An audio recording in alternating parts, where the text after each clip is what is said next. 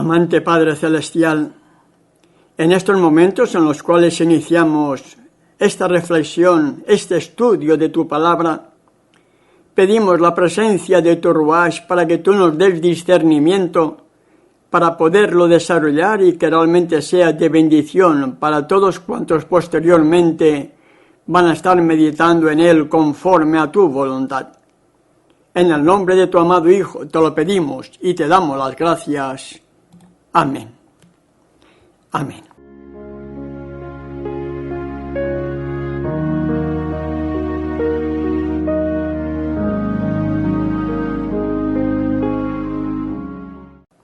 Hoy, por la gracia de nuestro Padre Celestial, vamos a estar meditando en un mensaje, una palabra que parece olvidada. Arrepentíos. Un mensaje que debiera sacudir nuestras conciencias para ver cómo estamos ante el Creador del universo. Un mensaje que puede decidir nuestro destino eterno si aceptamos o rechazamos el mismo. Cuando analizamos la Escritura, hallamos a hombres que fueron usados teniendo las mismas debilidades que nosotros. En el caso de Elías, por ejemplo, otro gran reformador, Tiago nos dice en el capítulo 5, verso 17, que Elías era un hombre sujeto a pasiones semejantes a las nuestras. Hombres que no adulaban al pecador ni al pecado, por eso fueron reformadores. No eran hombres que predicaban paz y seguridad, sino llamaban al pueblo. ¿A qué cosa? ¿A qué cosa llamaban al pueblo, hermano? Al arrepentimiento. Hombres que llamaban al pecado por su nombre. Hombres que sus vidas eran un reflejo de lo que enseñaban. Hombres que tenían como objetivo dar un mensaje de reforma, dar un mensaje de reavivamiento, dar un mensaje que produjera conversión en el pueblo que tanto amaban y veían como por culpa de sus mismos dirigentes iban apostatando de la verdad que habían recibido. Hombres que inclusive lloraban viendo la decadencia espiritual de su propio pueblo. Hombres que fueron despreciados, perseguidos, maltratados y como Isaías, aserrado por uno de los peores reyes de Israel, Manasés. Y cuando estaba todo listo para la venida de nuestro Creador y Redentor en su primera venida, Elohim levantó otro gran reformador que pudiera dar un mensaje certero y como la trompeta cuando es usada adecuada y fuertemente, sacudiera las conciencias dormidas de un pueblo, el de Israel, para que fueran despertados de su sueño de la muerte y dieran la bienvenida a quien tanto esperaban, al Mesías prometido. Y cuando este gran reformador comenzó su ministerio, cuando Juan el Bautista inicia su ministerio, nos dice Mateo en el capítulo 3, versos del 1 al 12, que comenzó con la palabra arrepentíos, porque el reino de los cielos se ha acercado. Arrepentíos. Era como lo había indicado el profeta Isaías cuando dijo, voz que clama en el desierto, preparad camino a Yahweh, enderezad calzada en la soledad a nuestro Elohim. Capítulo 40, verso 3 de Isaías. Y Juan fue llamado, Juan fue levantado, Juan fue puesto en medio del pueblo de Israel con un solo propósito, preparar el camino para la primera venida de nuestro Creador y Redentor, el Mesías prometido, la simiente de la mujer. Juan era, por tanto, un verdadero reformador, que no tuvo temor ni prejuicio a ser descalificado por los dirigentes de su época.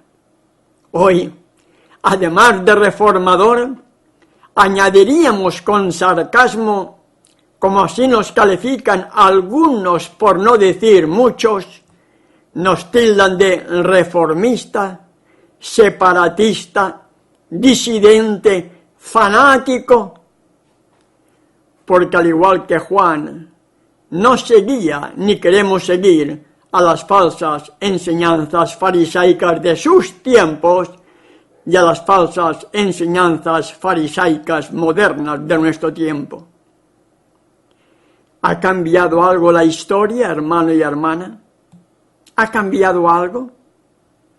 ¿Quién o quiénes despreciaron siempre al genuino mensaje de arrepentimiento?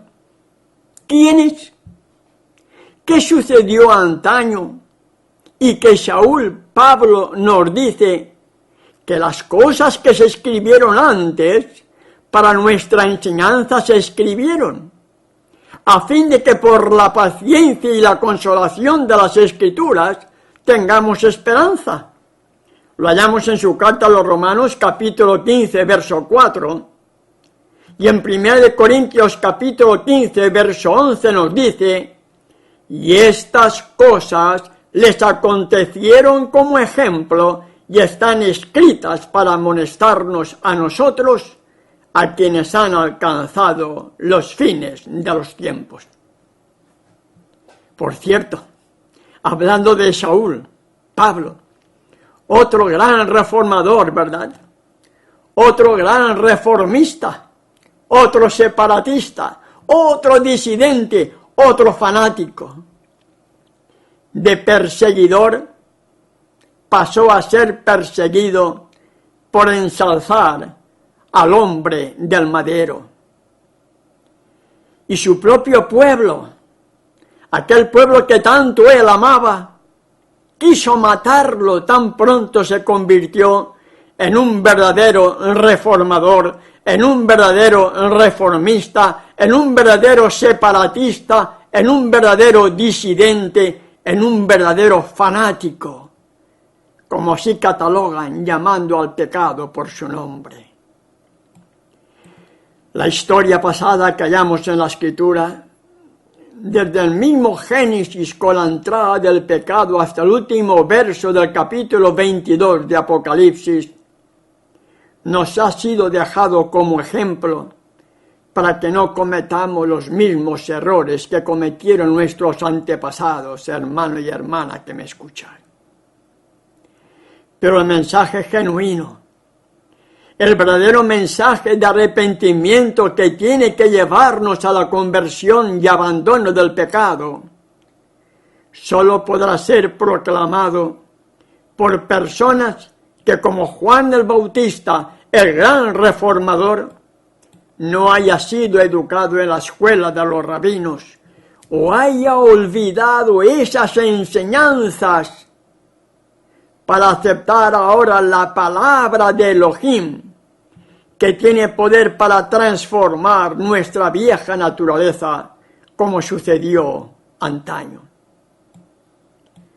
Juan el Bautista fue instruido en su niñez por sus propios padres, porque eran conscientes del porqué de su nacimiento y el porqué de la misión por la que había sido escogido el hijo de Zacarías.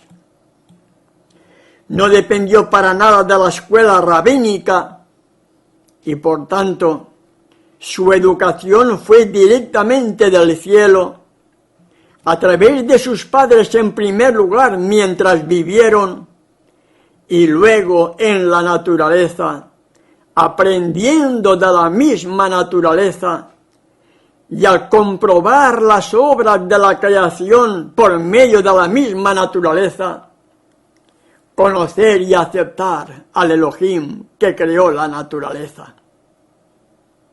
Si hubiera recibido la educación en las escuelas de los rabinos, le habrían arruinado para la gran obra y misión al que fue levantado. Juan el Bautista, hermano y hermana que me escuchas, vino con el espíritu y el poder de Elías, tal como estaba profetizado, y como el tisbita, no tuvo temor de dar el mensaje al que fue llamado a dar. Pregunto para que podamos reflexionar, hermano y hermana. ¿Alguna diferencia en cuanto a la educación de ayer de los rabinos con los fariseos modernos de hoy día? ¿Alguna diferencia en cuanto a esa clase de educación? Los que van a estudiar a las escuelas universitarias de teología, ¿no es para ser educado conforme a la voluntad de nuestro Padre Celestial, para que sea un verdadero reformador para este tiempo del fin? No, hermano y hermana. Los que van a estudiar a las escuelas universidades de teología modernas son para que cuando termines ese estudio, cuando termines esa carrera, te conviertas en un asalariado para que tengas el título de pastor, cuando el verdadero don del pastorado te lo tiene que dar el verdadero espíritu, el verdadero ruach, y no una escuela o ninguna universidad de teología. Y la verdadera sabiduría solo puede venir si aceptamos depender de Él y no del hombre. En Jeremías capítulo 33, verso 3 dice: clama a mí, yo te responderé y te enseñaré cosas grandes y ocultas que tú no conoces. Pero en lugar de clamar a Yahweh, la gente busca lo más fácil. Emplear 5 años o los años que sean estudiando una carrera para poder tener el título de pastor y poder recibir tu salario. Y así no te preocupas de tu futuro porque ya tienes tu salario asegurado. Y no tan solamente es Jeremías en el Viejo Testamento, sino también Tiago en el capítulo 1, verso 5 nos dice: si a alguno le falta sabiduría, no dice vaya en busca del pastor, vaya en busca de una universidad a sacarse el título de pastor, sino ¿a quién? ¿A quién tenemos que acudir? Si a alguno le falta sabiduría, pida a Elohim que Él dará abundantemente. Y eso es lo que hace la diferencia entre una clase de enseñanza y la otra, hermano y hermana que me escucháis. Juan el Bautista, siendo consciente de la misión a la que fue escogido, habiendo sido instruido por sus padres en la infancia, su vida estaba alejada de la pompa y del pecado de Israel. Su misión, su obra, era como un toque de trompeta para la batalla, y su mensaje, un mensaje que debería sacudir las conciencias adormecidas por la indiferencia religiosa, por la incredulidad de sus días, por la mundanalidad que habían los dirigentes, por el orgullo del pueblo de Israel al decir ser pueblo, cuando estaban muy lejos de la realidad de las cosas, y por el pecado prevaleciente en la nación de Israel. ¿Alguna diferencia con el pueblo de hoy? Llámese el pueblo que quiera llamarse. ¿Alguna diferencia cuando Salomón dice que la historia siempre se repite? Todo ello, hermano y hermana, le llevó a la soledad en el desierto y allí tenía tiempo para contemplar al rey en su hermosura, y al contemplarlo se olvidaba de sí mismo y meditaba en la obra a la que había sido llamado a realizar. Y cuando llegó su hora, porque todo tiene su tiempo en el reloj del Creador, cuando llegó su hora, en el momento adecuado, de acuerdo a la profecía, salió a dar el mensaje que como mensajero del cielo, sin temor al humano, porque se había postrado ante el Creador del universo, podía estar en pie sin temor delante de los monarcas terrenales, porque se había postrado delante del Rey del cielo. Cuán diferente, hermano y hermana que me escucháis. Para poder dar un mensaje tenemos que postrarnos ante el Creador del universo y contemplar su amor, su muerte en el madero, por causa de mis pecados, por causa de tus pecados. Y en esa condición, cuando Juan el Bautista había contemplado al Rey del universo y se había postrado delante de él, en esa condición su mensaje tenía que ser poderoso como fue. Llamó al pecado por su nombre.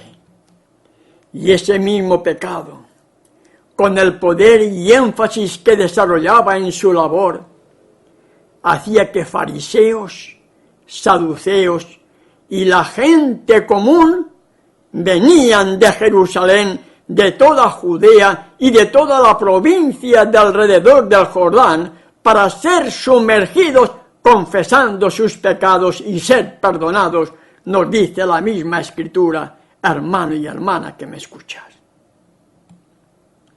En definitiva, aquello produjo conversión, no sentimentalismo como es ahora.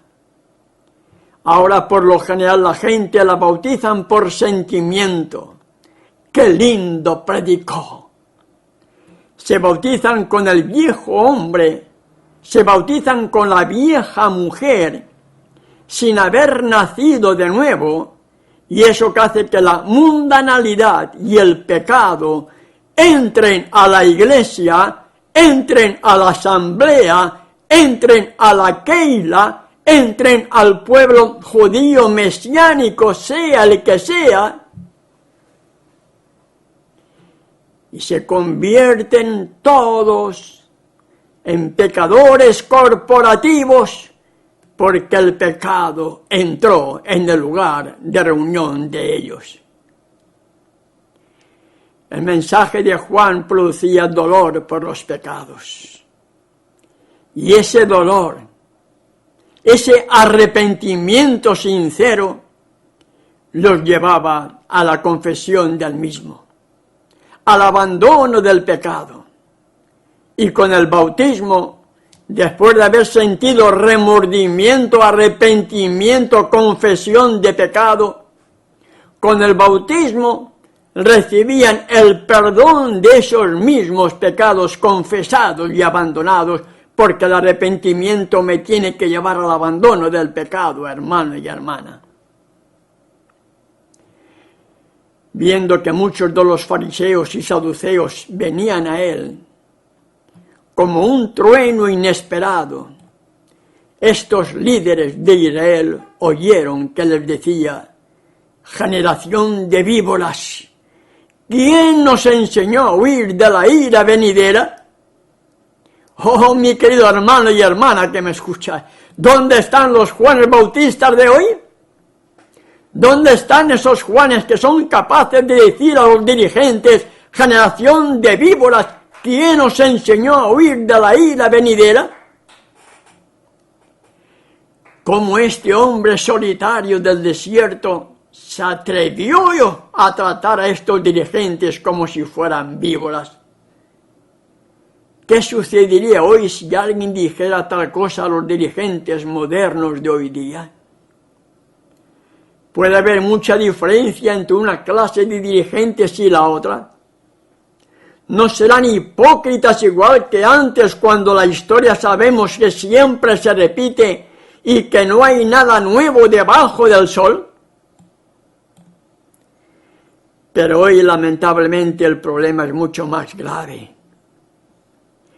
Hoy hay grupos llamados disidentes, grupos, ministerios independientes de toda clase de ideología religiosa, llámese cristiana, judía mesiánica, keilas y tantos nombres más, que al igual que antaño presumen ser, cuando en realidad están siguiendo las mismas falsas enseñanzas de antaño y siguen siendo generación de víboras. ¿Qué es lo que Juan estaba viendo en ellos para tratarles de esa manera?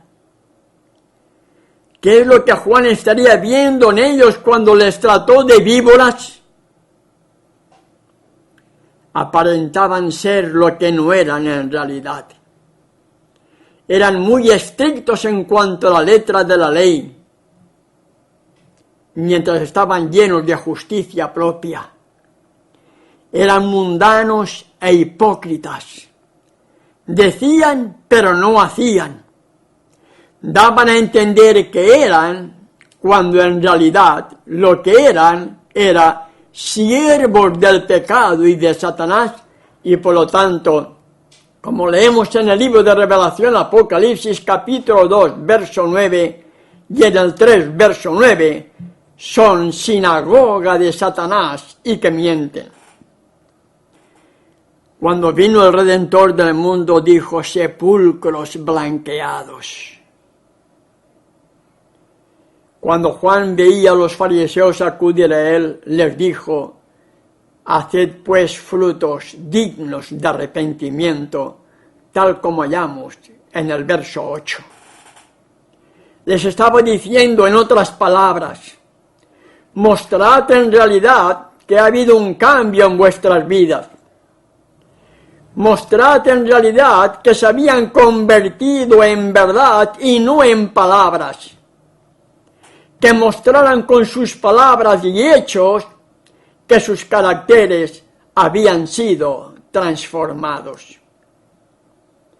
En otras palabras, les está diciendo a ellos y hoy a nosotros, a ti y a mí, menos palabras y menos simular lo que no somos. Los frutos del verdadero arrepentimiento se revela con el abandono de los pecados y la perfecta obediencia a todos los mandamientos de Elohim. Es lo que realmente demuestra y revela el genuino fruto de un verdadero arrepentimiento. Eso produce o nos lleva a la conversión para que pueda haber entonces perdón de nuestros pecados. Menos hablar y más hechos es lo que el mundo necesita ver en cada uno de nosotros, hermano y hermana. Ellos necesitan ver en ti y en mí una verdadera conversión. Nuestra propia familia está esperando vernos con caracteres totalmente transformados, habiendo dejado nuestro viejo hombre, habiendo dejado nuestros defectos de carácter heredados y cultivados, para estar reflejando ahora, después del arrepentimiento y el perdón de los pecados que hemos confesado, permitir que el verdadero Ruach entre a formar parte de nuestra vida, transforme nuestra vieja naturaleza y el Espíritu de Yeshua nos haga nuevas criaturas, reflejando su propio carácter para la honra y la gloria de su nombre. Arrepentimiento. Qué palabra para muchos tan desconocida, ¿verdad? ¿Te has parado a analizar, hermano y hermana, realmente qué significa la palabra arrepentimiento? Buscamos el diccionario y nos dice que la palabra arrepentimiento significa sentir pesar, estar disgustado por nuestra vieja vida, estar triste, consolarse, volverse, retornar, cambiar de opinión, cambiar de mente, cambiar de dirección, sentir remordimiento, arrepentirse, por supuesto, porque eso es lo que produce el arrepentimiento, convertirse, conversión.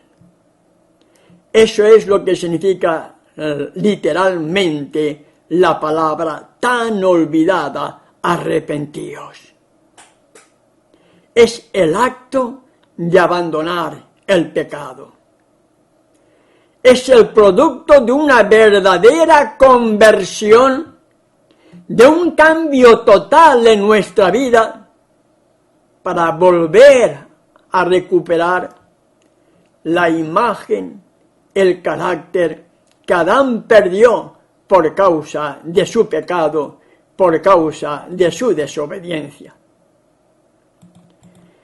En el libro de Proverbios, capítulo 28, verso 13, nos dice el sabio Salomón: el que encubre sus pecados no prosperará, mas el que los confiesa y se aparta de ellos, mas el que los confiesa y los abandona, alcanzará misericordia.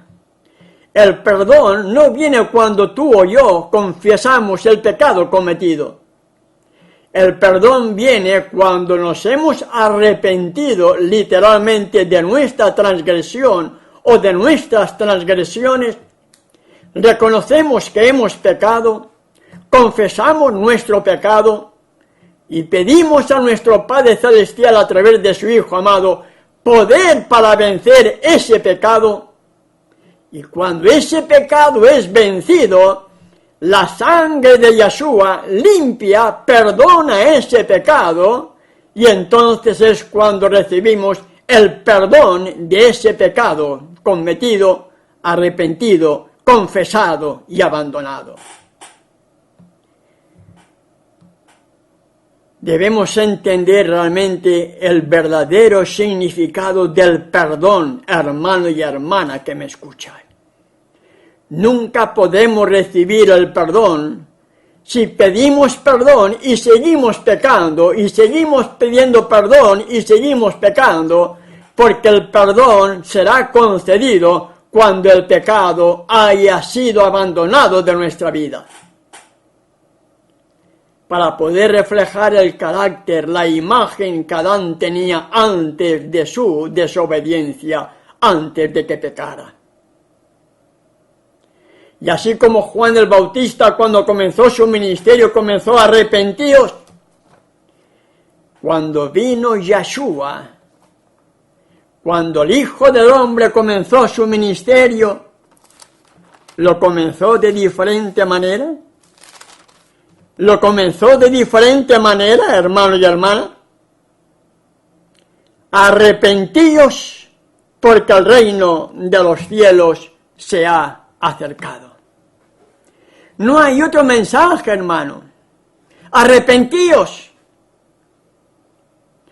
Los verdaderos reformadores dieron un toque de atención al pueblo de Israel: arrepentíos.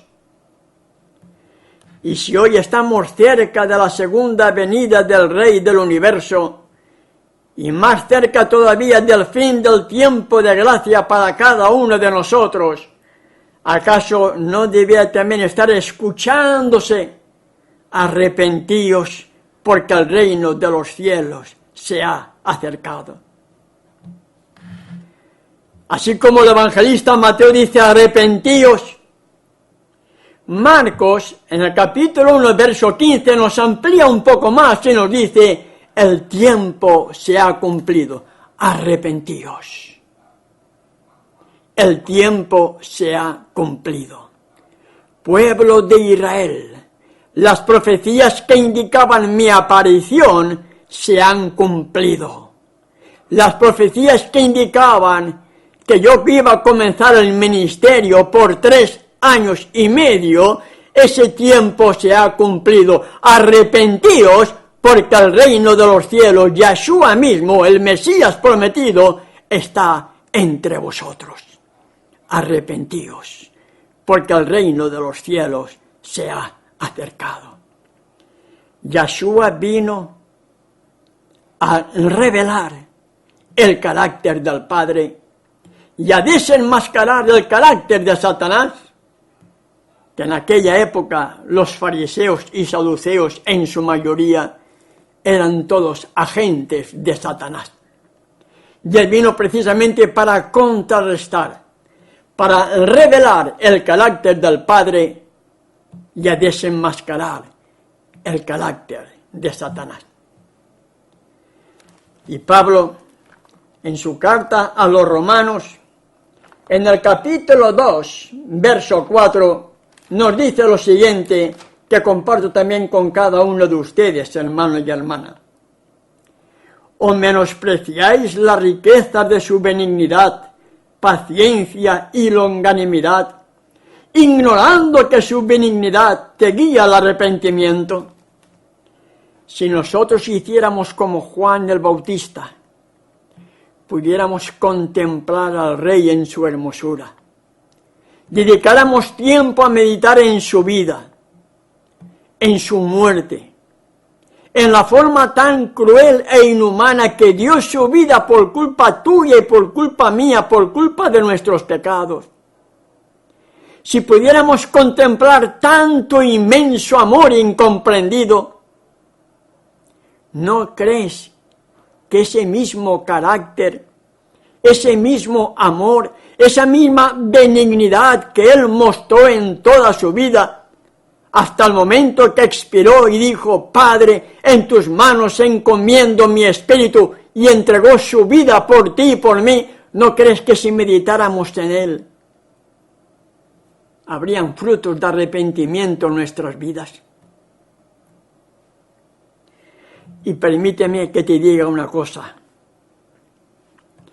El arrepentimiento por el pecado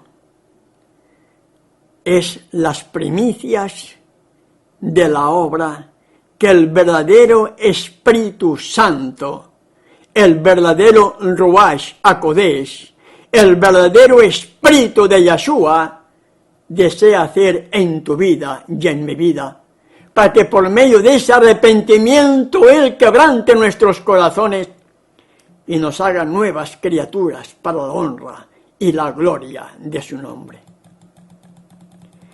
El mismo Yeshua, haciendo referencia a cuando viniese ese don del Ruach HaKodesh, cuando fuese derramado, en las buenas nuevas de Juan, capítulo 16, verso 8, nos dice, y cuando Él venga, convencerá al mundo de pecado, de justicia y de juicio.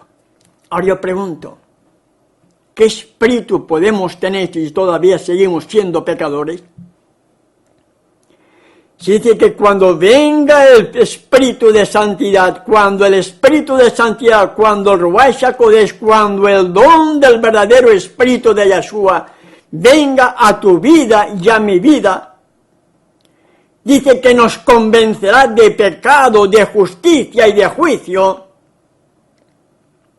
¿Cómo podemos seguir siendo pecadores, hermanos y hermanas? Si Él lo que desea es convencernos de pecado, para llevarnos al arrepentimiento, llevarnos a sentir dolor por los pecados, sintamos deseos de confesar los pecados, de abandonar los pecados, para que fruto de esa convicción de pecado, Él nos haga nuevas criaturas, habiendo perdonado nuestros pecados cuando han sido abandonados. Todos los que se sometan a su poder abandonarán el pecado, sea el pecado que sea, para ser hijos de Elohim, para convertirnos en hijos de Elohim y no seguir siendo esclavos del pecado, esclavos de Satanás. Pero aquellos que siguen aferrados a sus pecados y no permiten que sean abandonados antes de que finalice el tiempo de gracia, escuchen bien lo que voy a decir, escuchen bien lo que van a oír. Entonces, la gloria de Elohim que destruye el pecado, la gloria de Elohim que destruye a los pecadores cuando Él venga por segunda vez a buscar a su pueblo, la gloria de Elohim que destruye a los pecadores después del milenio, debe destruirlos a ellos también, porque la paga del pecado es muerte. ¿Qué espíritu podemos tener si conociendo la verdad seguimos justificando nuestras debilidades? ¿O nos reímos o burlamos de quien nos habla de perfección, de santidad, cuando el verdadero espíritu nos tiene que convencer de pecado ahora, si no lo ha hecho ya antes de que finalice nuestro tiempo de gracia? ¿Qué pecado está cometiendo quien, conociendo la verdad, está impidiendo que el verdadero espíritu ablande su corazón y permita abandonar su vieja naturaleza pecaminosa para ser nueva criatura? ¿Qué pecado está cometiendo quien siga despreciando el privilegio de ser hijos de Elohim para dejar de ser esclavos de Satanás, esclavos del pecado? ¿Cuál es el único pecado que no tiene perdón? Precisamente ese, el no sentir deseos de arrepentimiento, el no sentir deseos de abandonar el pecado. El único pecado que no tiene perdón es seguir siendo pecador, hermano y hermana que me escuchan. Es seguir siendo pecador, es seguir justificando mi vieja naturaleza heredada y cultivada, e impedir que el verdadero espíritu, el verdadero ruach, el ruach de su Hijo, el ruach de nuestro único abogado y mediador, transforme nuestra vieja naturaleza y nos haga hijos de Elohim para ser uno con Él, como Él es uno con el Padre, de acuerdo a la oración que hallamos en Juan capítulo 17. Nosotros somos como la oveja perdida, ¿lo recuerdas? Ahí tienes la parábola en Lucas capítulo 15, versos del 1 al 7. Somos como la oveja perdida, y Él está buscándonos, a la falta que tú y yo permitamos ser encontrados para que nuestra vieja naturaleza sea transformada y en sus brazos nos lleve a los brazos del Padre. Años después, en el primer sermón del Pentecostés, cuando los apóstoles, los discípulos, los emisarios, recibieron el poder que ellos estaban esperando para comenzar la obra de evangelización en Israel, para después llevarla a los confines de la tierra, en aquel primer gran sermón, Pedro, lleno del verdadero espíritu de santidad, como Juan el Bautista, como Elías anteriormente, llamó al pecado por su nombre. Dijo a los dirigentes del pueblo de Israel cuál era el pecado dijo al pueblo de Israel, a los dirigentes, cuál era el pecado que ellos habían cometido al dar muerte al Redentor del mundo.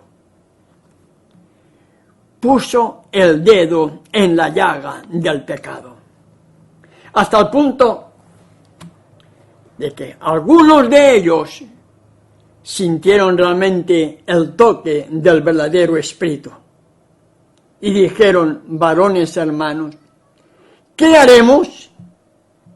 Y Pedro les dijo: arrepentíos. ¿Qué significa arrepentimiento?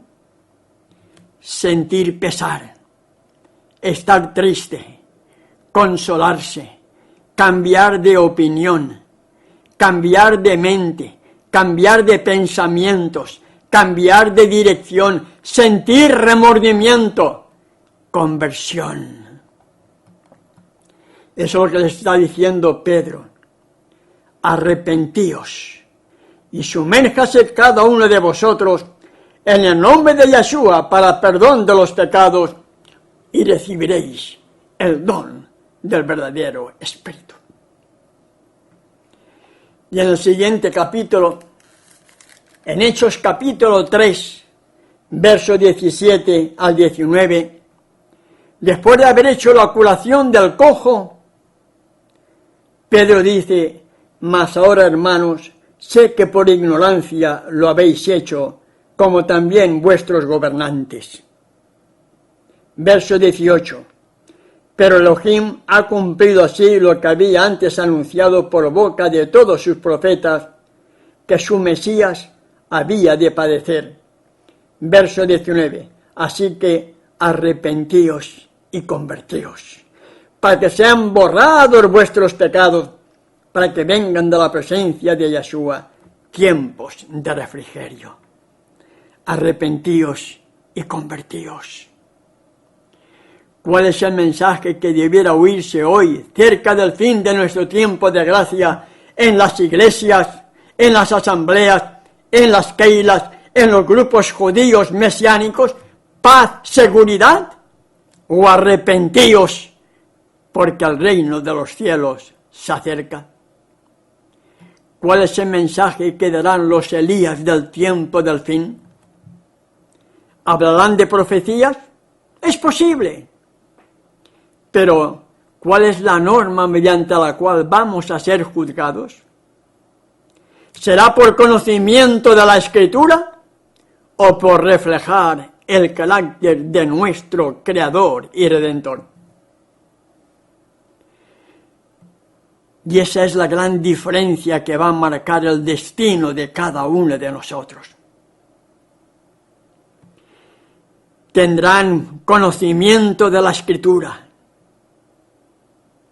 pero por causa de ellos, por causa de estos fariseos y saduceos modernos de hoy día, por el mal testimonio de ellos, Saúl Pablo nos sigue diciendo en Romanos capítulo 2, verso 24, que el nombre de Elohim es despreciado entre los gentiles.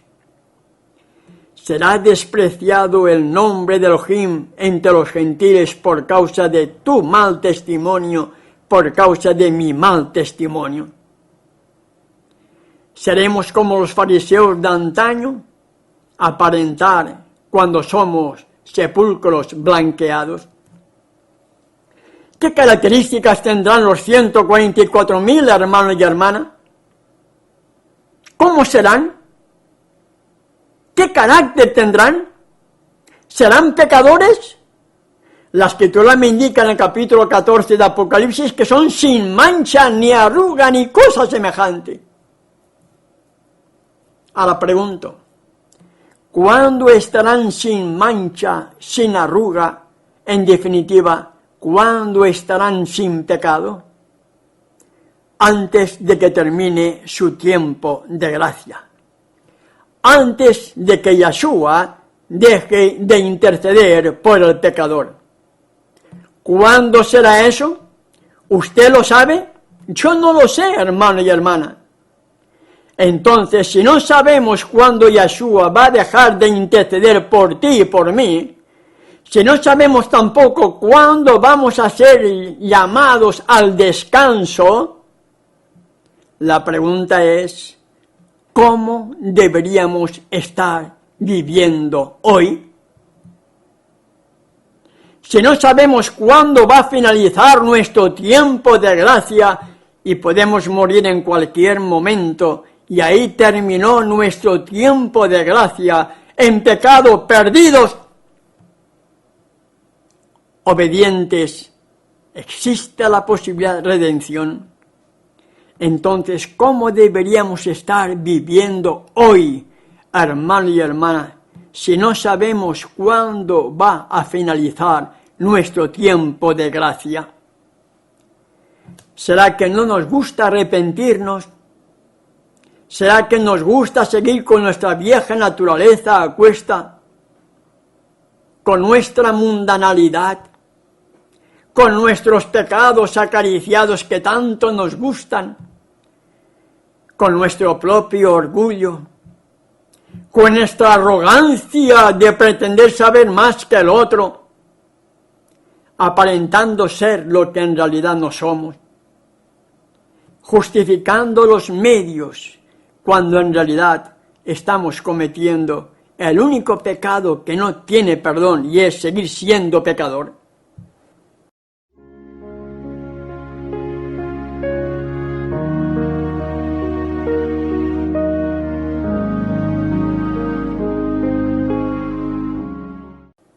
Gracias, Padre Celestial, porque en tu infinita misericordia me has dado discernimiento para poder desarrollar este tema.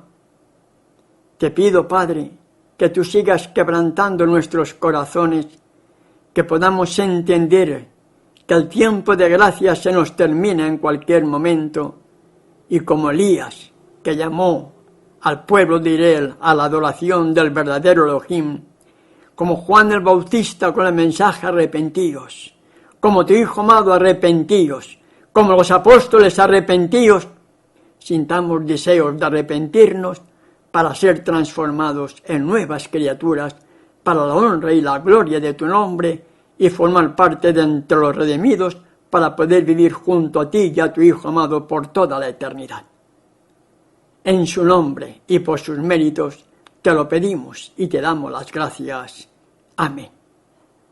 Amén.